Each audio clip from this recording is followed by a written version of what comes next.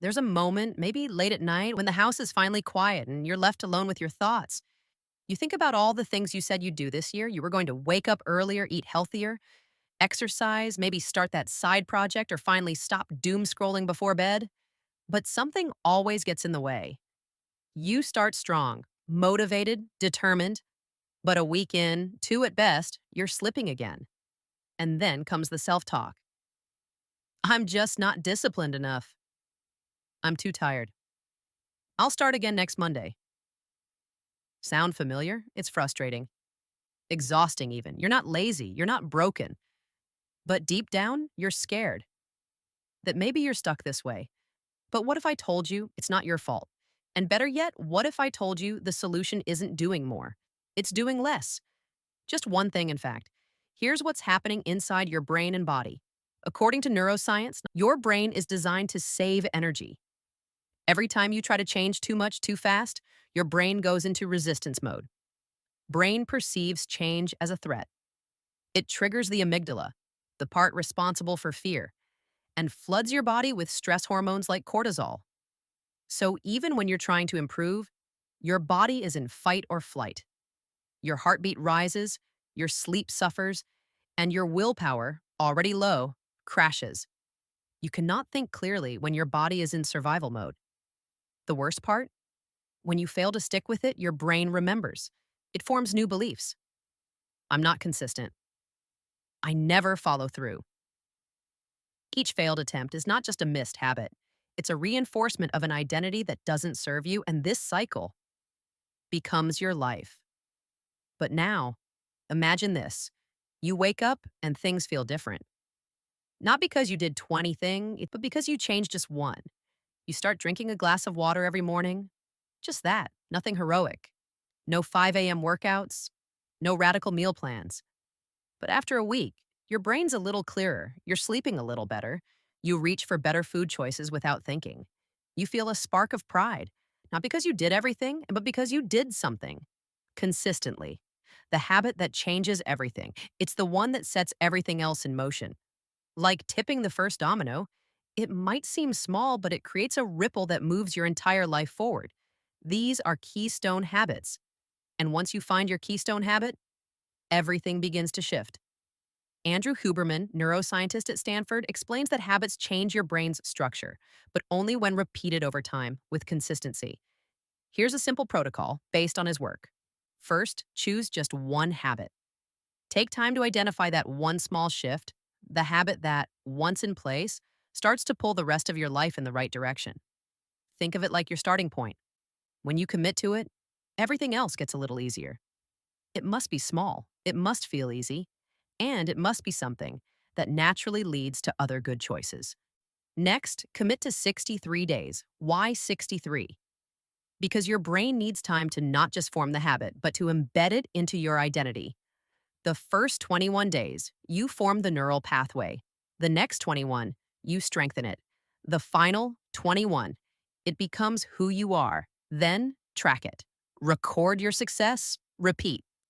The brain doesn't change by pressure, it changes by repetition, intention, and emotion. If you're not sure where to begin, here are a few small habits that have created massive ripple effects for others.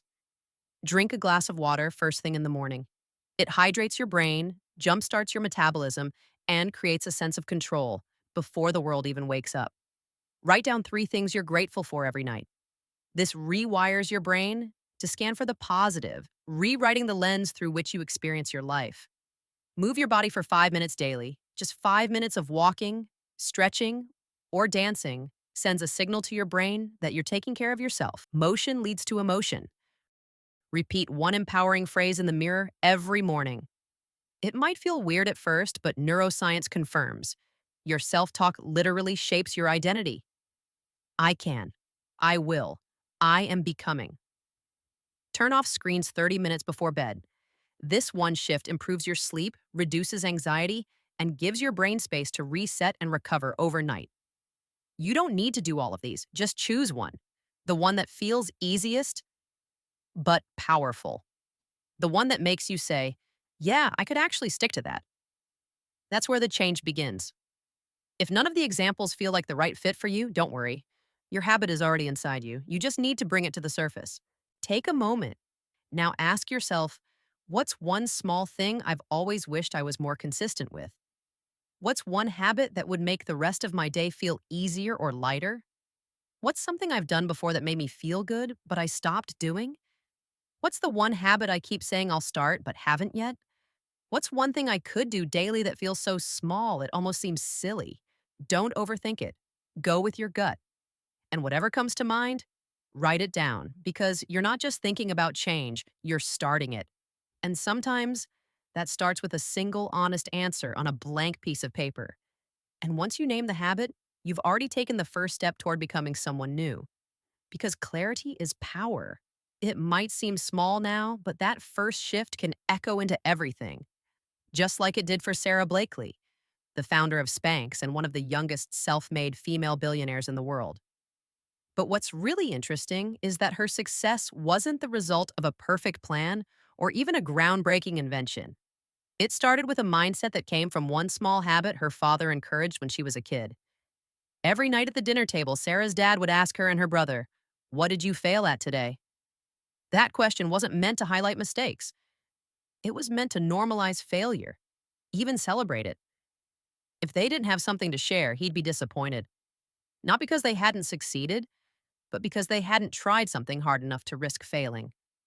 Over time, this turned into a habit for Sarah. She stopped seeing failure as something negative. Instead, she saw it as a sign that she was stretching herself, learning, growing. And this habit became part of her identity.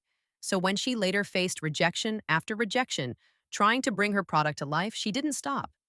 She kept going, adapting, improving, trying again. But here's the part I really want you to hear. Yes, she learned that habit young, but that doesn't mean it's too late for you. The truth is, the brain doesn't stop adapting just because you're no longer a child. Neuroplasticity, your brain's ability to rewire itself, is real. You can build new patterns, new beliefs, new habits at any age, and the impact can be just as powerful. Sarah didn't choose that habit. It was gifted to her. But right now, you have the chance to give it to yourself. That's even more powerful because when you consciously choose to build a new way of thinking, it sticks deeper. You're not passively handed it, you're actively claiming it. So if you've ever felt like you failed too much or that it's too late to change how you operate, know this, it's not too late. In fact, now is the best possible time. You have awareness, you have the ability to reflect, to choose, and to commit. Sarah's story isn't just about success, it's about the power of one small habit to shift the course of your entire life. And that habit doesn't have to come from childhood, it can start today, right now.